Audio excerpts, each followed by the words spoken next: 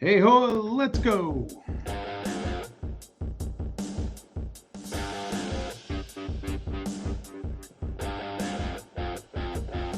Happy Monday, everyone. Hope you're well wherever you are. Hi, I'm Sean Pugsley Martin. This is episode 37. We call it the Lester Hayes episode. Pugsley's Pit. And as we always do this time of the show, we ask you the question, where else would you rather be than right here, right now?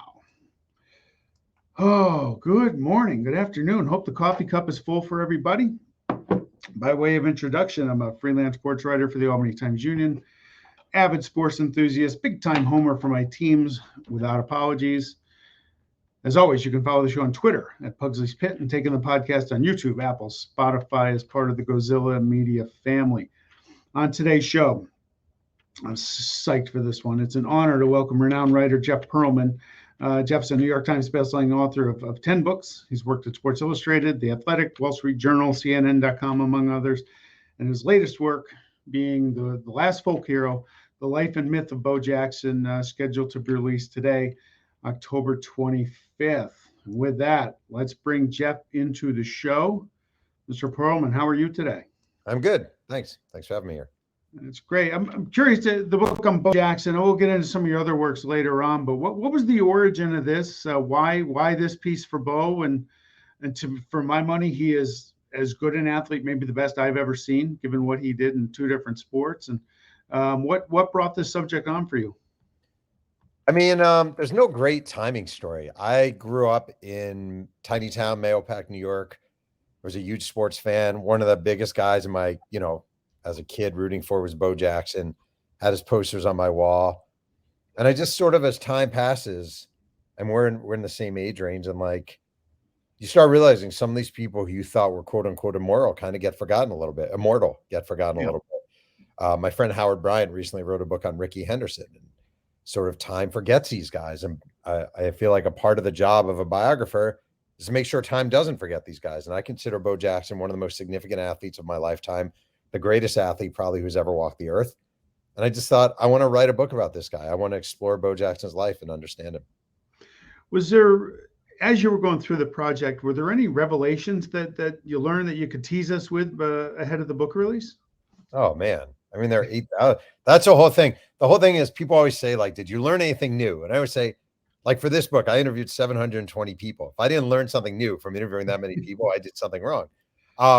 There's great stuff. I mean, there's, the whole, like, how did he go from playing baseball to football? The whole story is just not true. I mean, basically, I would tell you this, like, he played at Auburn with a kid named Chris Woods, who was a wide receiver at Auburn. Chris Woods joins the Raiders in 86. And Bo Jackson says to Chris Woods, he says, when you get to LA, tell Al Davis to draft me next year. So I would play for the Raiders. This is after he'd been drafted by the Buccaneers and turned out, which has never been sort of talked about before. The Raiders almost traded Bo Jackson to Green Bay for the rights to Tony Mandrich, like came very close to doing so. That was a wise move not to. Just Bo Jackson, when he was with Kansas City, beat the living crap out of Kevin Seitzer, his least favorite teammate of all time, in a fight underneath the stadium. Bo Jackson growing up, like I went to Bessemer, Alabama, where Bo Jackson grew up, went to his childhood home, which is an abandoned lot. The kid he was, as a young boy with a severe stutter, growing up in just deep, deep, deep poverty, one of 11 kids to a single mom, going to school, either wearing his sister's shoes or socks, because they couldn't afford shoes that would fit. There's just a million. It's a fascinating life, a rags to riches life. Yeah. One amazing backstory after the other, especially of the moments you remember, him climbing up the wall, him throwing out Harold Reynolds, him running over Bosworth. There are these really thick backstories that fascinated me. The thing about Bo, for those that didn't see him play, you try and compare him to somebody, and I don't think you can. Sheer power. He was faster than Earl Campbell. Earl Campbell ran as hard as Bo, but not nearly as fast. Mm-hmm. I mean, you saw some plays the Raiders would do. Bo would take a step right on the snap and head left, and Jay Schrader pitch it to him, and he's gone 90 yards. It's funny that whole thing was a play called Bo Reverse that they ran. They literally Bo Jackson was not a big guy as far as learning the playbook or learning plays, but they were in practice one day. They ran a play where Bo went the wrong way, and Schrader was supposed to go right, but he went left, and the whole thing. And Terry Robisky, the offensive coordinator, was like, "Wait, this is pretty good," because he shifted right, then he went left, and the whole defense followed him right. So they put this play in the playbook, Bo reverse, and it became this sort of masterclass. There's this iconic run. His first NFL touchdown was against Denver, where he steamrolls Mike Harden, the Denver safety, and it was Bo reverse, where everyone followed him the wrong way. It was an accidental play in the playbook. Did you get into the whole Bo, because Marcus Allen was there still, and he essentially got relegated to third down back, and the whole thing with him and Al Davis. I mean, how was that dynamic between Bo and Marcus, and how they were as teammates? The whole story is weird because Marcus Allen, you could still make the argument that Marcus Allen is the greatest Raider of all time. I think there's a fair argument to be made. Yeah. Certainly the greatest running back in the team's history. Sure. And Al Davis couldn't stand him, could not stand him. And there are a million different, I really got into that because I've always been fascinated. Why did Al Davis hate Marcus Allen? Marcus Allen was a pretty likable guy, and he was a great productive running back. And it comes down to either Al Davis hated that he fumbled twice in a big game against Kansas City and never forgave him, or after the Raiders won the Super Bowl in '84, Marcus Allen wound up on the cover of this book about the Raiders, and Al Davis thought he should have been on the cover, but it was petty jealousy. And he really saw bringing in Bo Jackson as a big middle finger to Marcus Allen. And Bo Jackson shows up. Tom Flores is still the coach. Is 1987. He tells Marcus Allen, "We're moving you to fullback." Marcus Allen is not happy about it, but what's he going to do? Also, he was Charles White's fullback at USC when Charles White won the Heisman Trophy.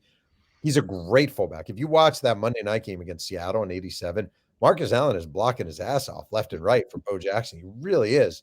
And after a while, Marcus Allen tells, when Art Shell becomes a coach, he's like, "I'm not playing fullback anymore. I'm not doing this anymore." Yeah. The relationship between the two was okay. Like, it was fine. Bo Jackson suspected Marcus Allen was kind of talking trash about him behind his back, and he probably was a little, but they got along okay. It was more Al Davis using Bo Jackson as a tool to make Marcus Allen feel like crap. Okay. Yeah. Is the sad part about Bo's both careers, because he, you could argue, you could make the case he was ticketed for the Hall of Fame, possibly for both sports. A lot of that would have been his popularity and just people in awe of his abilities, but he was a great player for the Royals. But where could he have ended up? I mean, he would come in, the Raiders, he would come in October. Thank God the Royals weren't any good and never made the playoffs, because the Raiders would get him earlier. And he was still the most dominant back in the league at that point. What do you think? Let's just project he never got hurt against the Bengals on that god-awful day. What would we be looking back now at, looking back at his career? Okay, so first let's go reality. We'll go reality, then we'll go fantasy. All right. Reality-wise, he was planning on playing one more NFL season and then stopping. He didn't love football. He really liked football. He loved baseball. He loved track. So his plan was, I'm going to play one more season. I'll play the 91 season, then I'll be done with football. I'll go back to baseball. But, people's plans change, right? So the money comes in, the fame comes in, whatever. So let's just say, hypothetically, he plays 10 years in the NFL. Okay. I think he's Jim Brown. I really do. I think he is a Jim Brown level running back. I think he's a no-brainer Hall of Famer in football. He's just preposterously good. Scout after scout, opponent after opponent I interviewed said he was the hardest running back to play against. And, you'll get, like, I talked to Pat Swilling, the Saints legendary linebacker. He's like, I played against Walter Payton. I played against Earl Campbell. There was nobody like Bo Jackson. So if he goes on and plays a whole career, he's legendary. I think in baseball, if he plays a whole career without getting hurt, he's a really good player. I think he's Sean Green. I think he's Raul Mondesi. I think he's that level. The problem with baseball is he just didn't put enough into it. Like, he was super raw. He had in his contract that he'd be called up September of '86. He gets called up. He's not nearly ready. But then he won't do the offseason work that needs to be done to become Mike Trout. He had the Mike Trout physicality, no doubt about it, but he wasn't willing to put in the year-round work to become a Mike Trout type player. So physically, he could have been a Trout and Mickey Mantle. I don't think he had it in him, doggedness to become that. So that just speaks for just what a natural athlete he is then, right? Oh, yeah. I mean, The Mike Trout comparisons are actually, someone said that to me not that long ago, and I thought, yeah, that's actually really good. He was freakishly athletic, just like Mike Trout and just like Mickey Mantle. He could do anything. You see him climb I mean, I think it's funny, like, you'll see a replay from the 80s of most guys. Like, let's say Dave Winfield or Kirby Puckett does something in the 80s. And we've seen similar antics happen in modern times. Like, have you ever seen anyone else climb a wall like Bo Jackson did? Never. Not one time. Never. Hasn't happened. Like, and the funny thing is, he climbs that wall that's in Baltimore. And there are two things I learned about that that's very interesting. Number one, he climbed the wall. And I talked to guys who were in the Baltimore bullpen, which is behind the wall, and they recoiled because they thought Bo Jackson was going to fall over the wall. They literally saw the top of his head. And number two, the guy who hit that ball was Joe Orsulak, the journeyman outfielder. Yeah. Orsulak told me he didn't realize he was the guy who hit that ball until 10 years later because he was looking at the first base coach the whole time. So by the time he looked up, he just saw Bo Jackson with the ball, and he assumed it was a normal catch. He had no idea that he was a guy who hit the ball that Bo Jackson climbed up the wall. That's pretty wild. I mean, what about the marketing for Bo, the Nike, I mean, how much of that shaped his, I don't want to say his persona, but just kind of his public appeal and the perception of him as an athlete too? Usually, because the funny thing is, if you think about it, I mean, you were a Raiders fan. He wasn't charismatic. No. He wasn't, first of all, he had a stutter. He was very off-putting. You would not want to ask him for autographs in the wrong situation. Even his own teammates, a lot of teammates told me, like, you could not go up to Bo. You had to be really careful walking up to Bo. He was kind of intimidating and blah, blah, blah. And if you watch those Bo Knows commercials, he doesn't say anything, or he says like 3 words in some of them. He was not a gregarious person. The thing I love is, the whole Bo Knows and Bo You Don't Know Diddley commercial with Bo Diddley. And it has like Jim Everett and Kirk Gibson, Wayne Gretzky, John McEnroe, that commercial. It premiered in the 1989 All-Star game. And that was Bo Jackson's only All-Star game. He led off for the American League. He had the second highest vote total, third highest after Kevin Mitchell and Will Clark. He led off for the American League. And Nike was nervous about this. This is a big, expensive launch. We're going to launch it during the All-Star game. And all the Nike executives are in New York at Mickey Mantle's restaurant, which was off of Central Park. And they're watching the game, and they're nervous about what's going to happen. And Bo Jackson leads off. I can see it in my mind. I'm sure you can too. He's facing Rick Russell. Russell's second pitch is a crappy slider. Bo Jackson just hammers her dead center. Vince Scully and Ronald Reagan are in the booth calling the game. Reagan was presidency. Eric Davis is playing center field. The ball travels over Eric Davis. It's a perfect blue sky, sunny. And it's this iconic moment. And at Mickey Mantle's restaurant, these Nike executives are going crazy. They're jumping up and down. They're hugging. And all the other patrons are surely like, what the hell are these people doing? But they all realized that this was going to be a signature Bo Jackson moment, the introduction really to the world of Bo Jackson as this dynamic two-sport phenomenon. And it was. And that marketing campaign just went, psh. That's pretty wild. They see the ball go in the air. It's just exploding in their minds of dollar signs, right? Oh, yeah. It's amazing. It's really amazing. And that ad, people forget, again, at the time, it was Bo Jackson, it was Michael Jordan, maybe in that order as far as Nike's priorities. And Jordan was this gregarious, sort of lovable at the time, very well-spoken, very, savvy. And Bo Jackson really, at the core of it, was a kid who stuttered from poor Bessemer, Alabama, who grew up without shoes, who grew up sleeping against a heater, having burns on his body when he would roll over.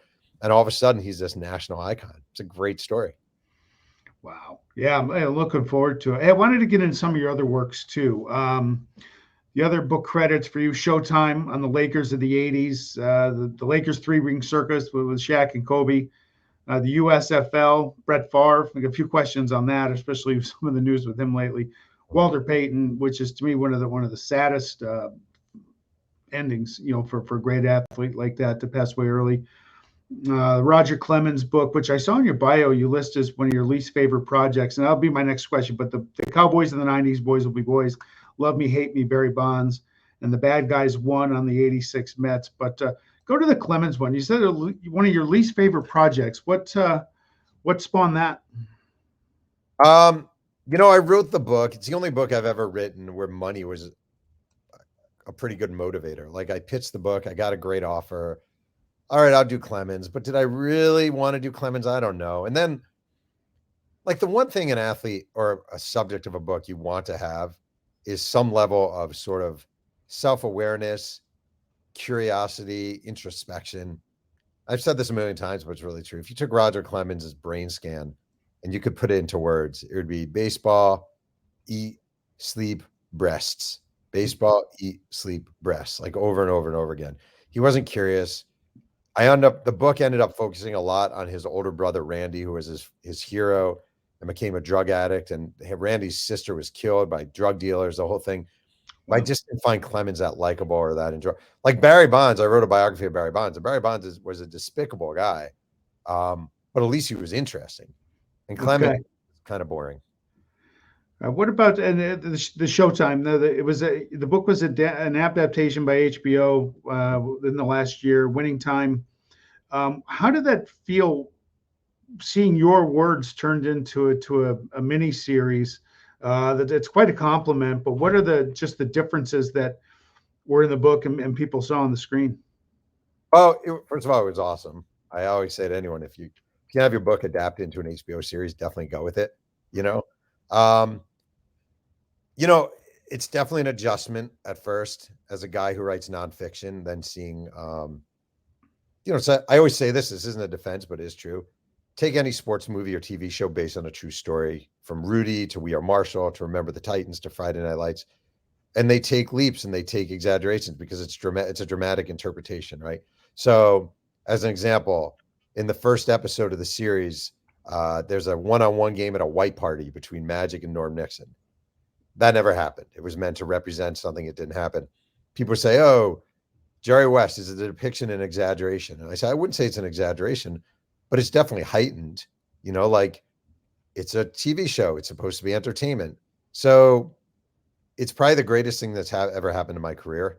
It's been a joy. It's been really exciting. It's fun. It's cool. But people should not take it as a documentary. It's entertainment.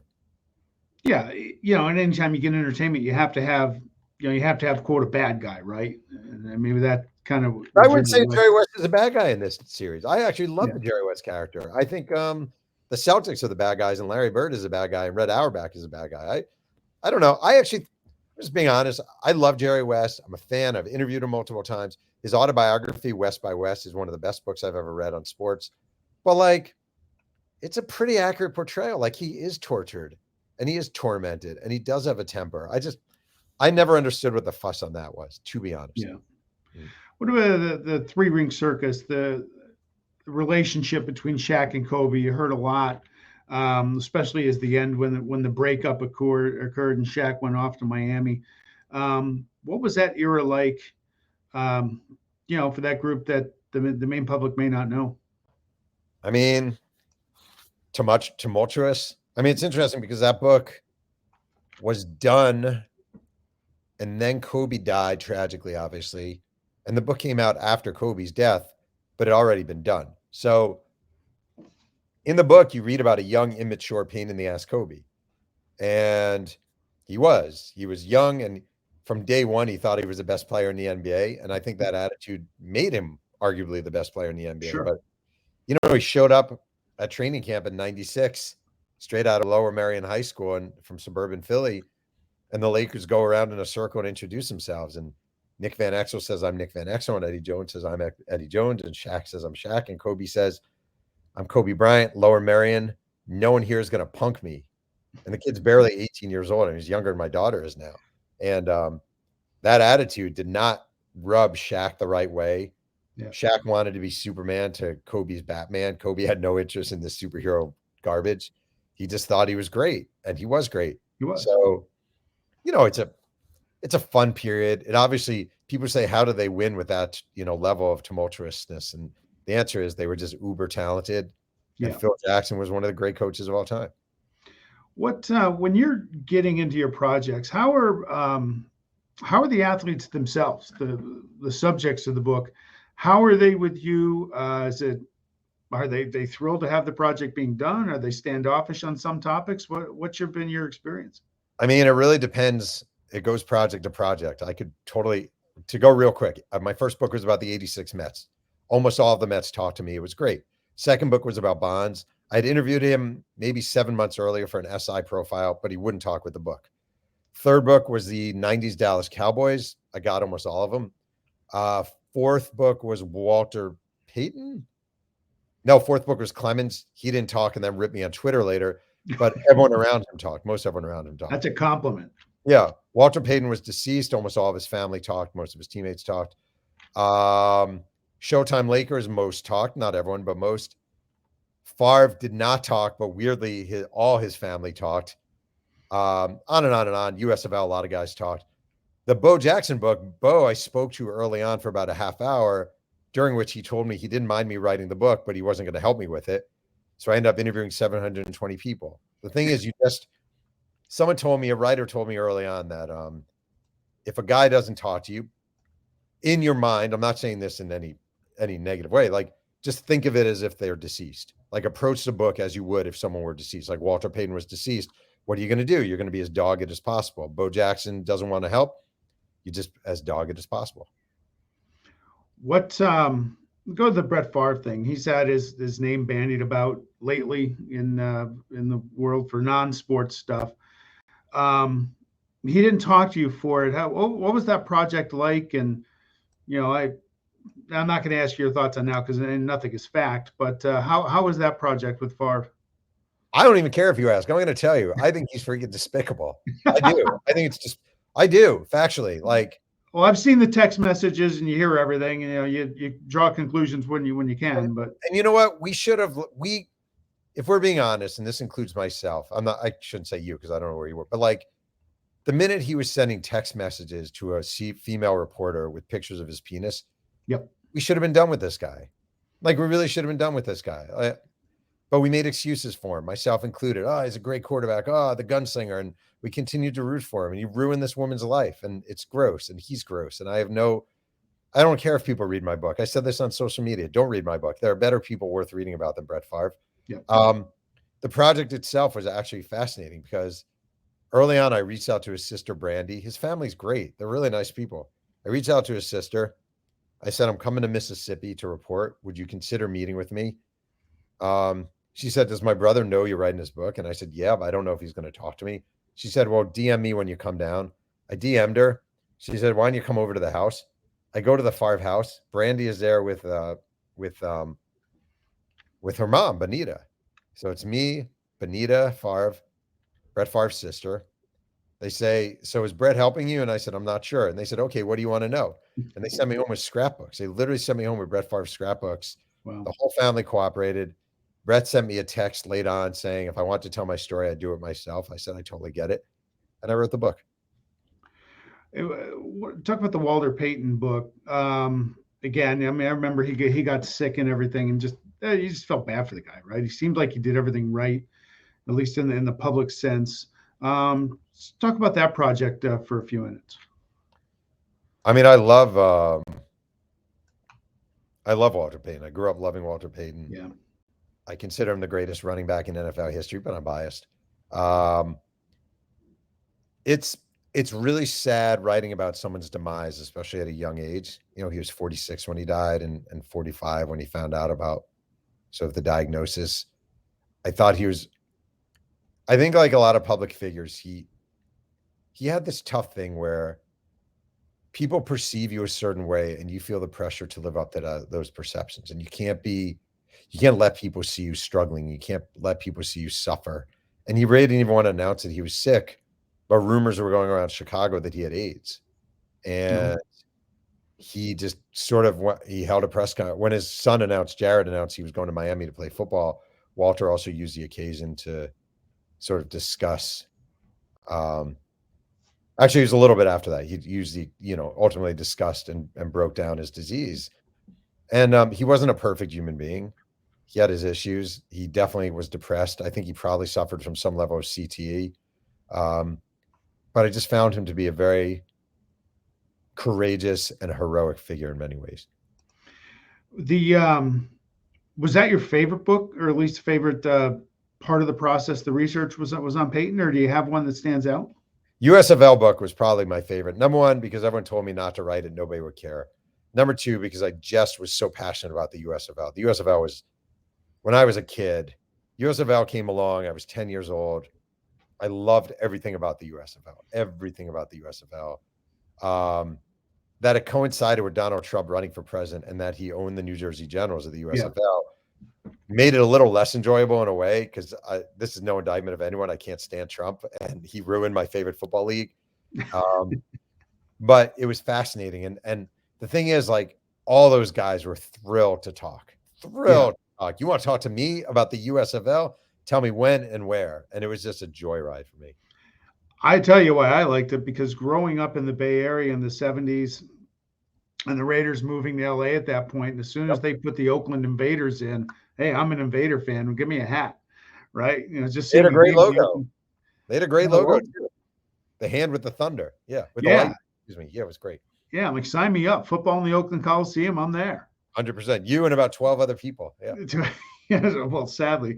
Did we ever find out what happened to that? I remember that 30 for 30. Nobody could locate the $3 check that the USFL got. Oh, no, I know exactly where it is. It's in the safety deposit box in Memphis, Tennessee. The guy who wound up really running the league, Steve Earhart, has it in a safety deposit box. Okay. I hope it didn't have a cash within 90-day insignia on there. It might not work.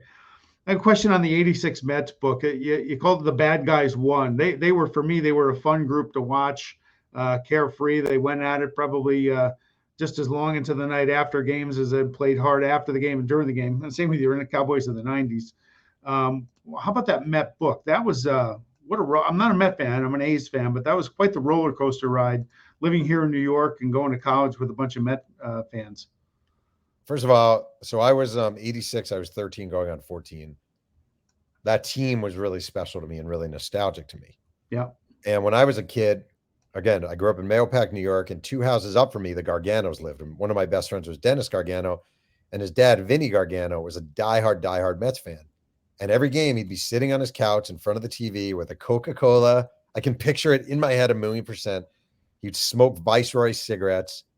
And when I was over at Dennis's house, I'd really gravitate to Mr. Gargano, and he'd break down the Met games and talk about Gooden and Darling and Strawberry and all that stuff, because my parents didn't care about sports. So it was my first book. And my agent at the time, Susan Reed, suggested the project. I thought it was great. It was like diving headfirst into history, into youth, into nostalgia. It's almost like the USFL. Everyone loved talking about it because it's like talking about the best time in your fraternity, as a college kid.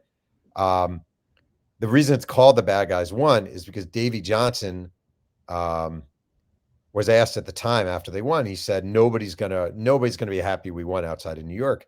And someone said, well, why do you say that? And he said, because the bad guys won. Because they were viewed as the bad guys in baseball. They drank beer, they smoked cigarettes, they came into town, they had sex with your wives. They were just badasses. They were dirty and gritty and tobacco juice and, Dykstra and Backman and Hernandez, and they were just taking no crap and cocky as you could be. And they did 2 songs during the season proclaiming how great they were. It was just the best. So fun to write about. It was a fun group to watch. Again, I was in college then. A lot of my friends were Met fans, and I got to identify with the players because I saw all their games. And like I said, Dykstra and Backstrom, Backman. They couldn't Backman. They couldn't be a better 1-2 punch for that team. And you didn't even talk about Gary Carter, who was such a rah guy. People hated him just because he enjoyed playing baseball. Wait, I love this conversation. I'm going to be nerdy real quick. Is that okay? Okay, go for it. They had Keith Hernandez at first base, who, in my opinion, should be a Hall of Famer. He's the greatest defensive first baseman of all time. They had at second baseman Wally Backman and Tim Tuffle, 2 guys who start for a lot of teams. Shortstop was a weak spot, Rafael Santana, but that's okay. Third base, they had 2 guys, Ray Knight and Howard Johnson, who could have started for most teams. Gary Carter was the best catcher in baseball. They had Kevin Mitchell coming off the bench, a future NL MVP, right? They had Darryl Strawberry in right field. He was the best power hitter in baseball at that time. Center field, they had 2 center fielders, really. They had Mookie Wilson. They had Lenny Dykstra. Either of those guys start for most teams. Coming off the bench, they had 2 elite pinch hitters, Lee Mazzilli and Danny Heap. And then, I apologize, then their starting rotation, was Gooden, who was on coke that year, so he wasn't as good as everybody. He was still really good. Bobby Ojeda was the #1 starter. Ron Darling was the #1 starter. Sid Fernandez was the #1 starter. Their fifth starter, Rick Aguilera, went down as one of the great closers of the 90s. Yep. And they had two closers, Jesse Orozco and Roger McDowell. They were so preposterously stacked. It's almost a joke how good they were. But the interesting part about that was, and maybe it was just the competition with the Astros and the players, they had to walk a high wire to get through the NLCS and the World Series. Maybe that just speaks to the competition too, or maybe that was just the personality and flair of that Mets team. Well, I mean, the Astros were great, first of all. The Astros weren't as good as the Mets, but the Astros are great. And they had legit, I mean, Mike Scott, who was scuffing the ball, but owned the Mets. Nolan Ryan was still top shelf. Bob Nepper was their number 3, a really good starter. You know how it goes. You see it now. In playoffs, if you can get hot pitching, you got a shot. Then you go to the World Series. You got Clemens, you got Bruce Hurst. Those are 2 top shelf starters. And the Red Sox are really good. Like the Red Sox, the talent gap between the Mets and the Red Sox was very thin. So I enjoyed it because being an A's fan, the Red Sox beat the A's in 75. I became a baseball fan in 72 when I moved to Northern California. So all I knew was A's World Series. So I'm still not over the Red Sox beating the A's in 75. So them getting their guts ripped out in 86 was okay with me.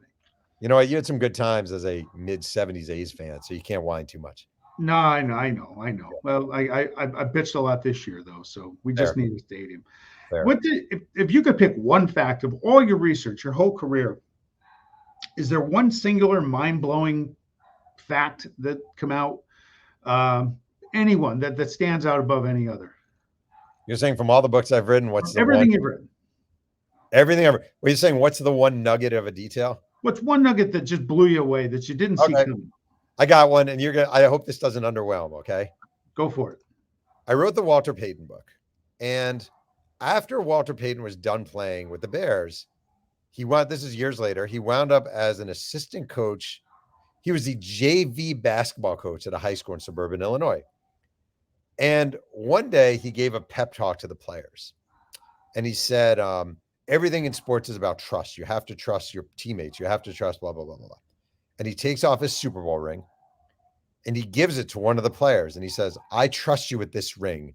And I want you to keep this ring for the weekend and bring it back to me Monday. I trust you with my Super Bowl ring. Okay. Kid's like, holy crap. He takes the ring home. And I got to close my door. My dog is going crazy. He takes the ring home. And that night, the kid has a party at his house. Oh, man. And he's passing the ring around. He's passing Walter Payton's ring around. And at the end of the night, he says, all right, who has the ring? No one has the ring. He's like, no, seriously, who has Walter Payton's ring? No one has the ring. He has to go to school on Monday, and he tells Walter Payton, I don't know how to tell you this, but I lost your Super Bowl ring. And Walter Payton plays it cool, but he's actually devastated, okay? Years pass. Walter Payton has died. So it's the early 2000s. Walter Payton died in 99. It's early 2000s. And there's a guy living in Purdue, at Purdue. He's a student at Purdue University, and he has a dog named Bailey. And one day his dog is digging at the bottom of a couch. He's digging at his couch. This is in like a apartment at Purdue University. He's digging at the couch. The dog Bailey digging. Bailey, what are you digging at? What are you digging at? And the guy reaches in, and there's Walter Payton's Super Bowl ring. The couch had been in whoever kid's party, whatever the kid was who threw the party. Somehow, the ring fell between the cushions, fell into a rip in the couch, wound up in the bottom of the couch. The couch was given to a family friend who took the couch to college at Purdue University. Wow. The ring is sitting there at the bottom of the couch at Purdue University. It says Walter Payton on it. This guy somehow reaches out to Connie, Walter Payton's widow, brings her the ring at her house years after Walter Payton's death. That doesn't underwhelm at all. That's wild. Crazy. I'm trying to picture that kid. Right. Bailey, what is that? A ball? A bone? A coin? Wow. Oh, it's Walter Payton's Super Bowl ring in my couch at Purdue University. What? That's wild. Yeah, that's pretty good.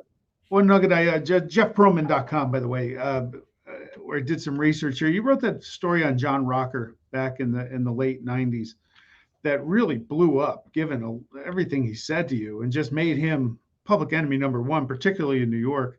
True. what were your thoughts during that interview and writing it? Did you think it was going to turn into as big a thing as it did? No, not at all. I didn't know. Also, you have to remember this is a story came out last issue of 1999, Sports Illustrated. So this is pre-Twitter, pre-Facebook, pre-Instagram, Yep. pre-TikTok. Stuff didn't go viral in the way it does now, right? As I'm driving around with him in Atlanta, I'm thinking, I can't believe this guy's saying all this stuff. But as you know, Sean, like as a reporter, your job isn't to, I'm a Jewish New Yorker, right? If I cover a KKK rally, my job isn't to sit there at the rally and argue with the Klansmen. My job is to try to understand the rally. And if you're driving around Georgia with some guy you vehemently disagree with, who says things that offend you to the core, it's not my job to say, listen, man, how can you say that about gays? Or how can you say that about African Americans? Like, your job is to listen because you're trying to find out who this person is.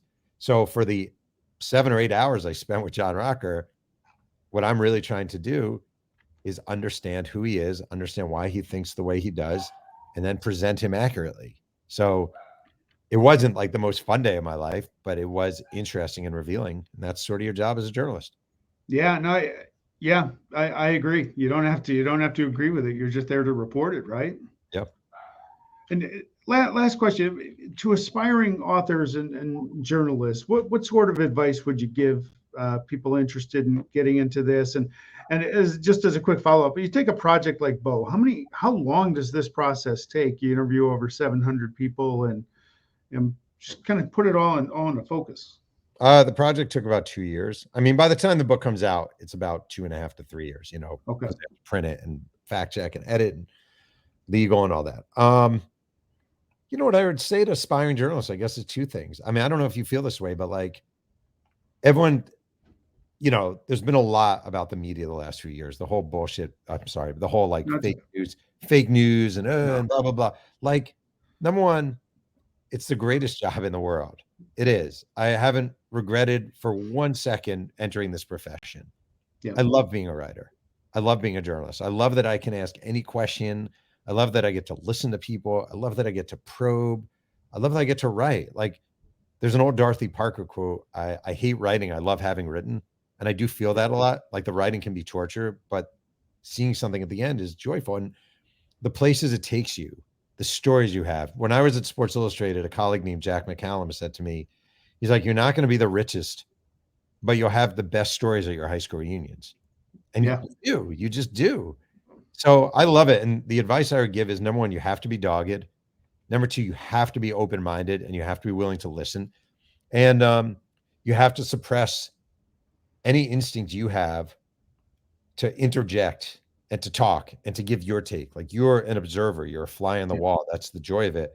But it can't be about you. And when you see sort of the Stephen A. Smiths and the Skip Baylesses, and I'm not even dumping on those guys, but like, they're exceptions to the rule. Like, in this business, your number one skill is not talking, it's listening. And if you love that, if you love listening and you love hearing stories and you love chronicling things, it's a great freaking gig. And it's needed more than ever. We need accountability in this world. Yeah, by the way, the fake news thing, that's a no for me. I don't do that. That bothers me. For me, it might take, if I go to games, if I walk through a crowd, I cover Division I college hockey, I'll generally try and put my press credential inside my coat or my shirt. I want to be anonymous. Yeah. Right. And most importantly, I never, ever, ever want to become part of the story. And also, I just want to say, like, 98% of journalists I know aren't in it for the quote unquote fame. Yeah. They're not in it for the airport recognition. They're not in it to get their quote unquote side heard. Like, they love reporting and they love working hard. And the fake news thing really bothered me because it basically became and has become, anything you read that doesn't support me is fake news. Yeah. Right. That's what's become. That's what fake news means. It's a synonym for anything you read that doesn't support me is fake. And that is a really, really dangerous place to be. And when I would watch political rallies and people are screaming at the media and foaming at the mouth of the media, I don't care if it's Fox News or CNN or the New York Times or the Wall Street Journal. It just bothers me to my core because most journalists enter this profession with, most of us are not Sean Hannity. Most of us are not Rachel Maddow. Most of us are straight shooters who are just trying to present the news. Yeah, I agree with that 100%. But that's a good way to end it. But look, Jeff, I really appreciate your time. Where can people find the book on Bo? I think it's anywhere, Amazon or barnesandnoble.com or whatever. You can go to my website, jeffpearlman.com. And I've been posting on Twitter a day by day my top 10 favorite Bo Jackson plays of all time. So at Jeff Pearlman. Awesome. Well, look, I really appreciate the time, and thank you again for joining us. Thank you for having me. I appreciate it. All right. Take care. Good luck. All right, Jeff Pearlman. That was fun. Hey, look, we have some breaking news here on Pugsley's Pit. Came up on a show, Getting There with Gaz, that had me on a week or so ago. My book, as I promote each week, Letters from Daddy, Dear Liam and Noah, is in the final stages and getting ready to be published out there in the world, thanks to our good friends at the Saratoga Springs Publishing Company. We're going through some final edits right now. This is a project I did 2 years ago. It was self-published through Amazon, but we're moving on from that, and I'm thrilled to be partnering with Saratoga Springs Publishing for this project, and I'm very excited, and thank you to them for their faith in the project. And more on that to come, but that's going to do it for this week. Again, thank you so much to Jeff Pearlman. He's a busy guy and a great writer, great author. I look forward to reading the Bo Jackson book, especially as a Raider fan. And I think I feel a little better knowing that he was only going to play one more year. 31 years ago he got hurt, and now I think I might have found some comfort. And by the way, Kevin Seitzer, you taking on Bo underneath the stadium? You and me, my friend. Thanks again, everybody. Hey, we're back at it next week, and we'll see you then. Bye now.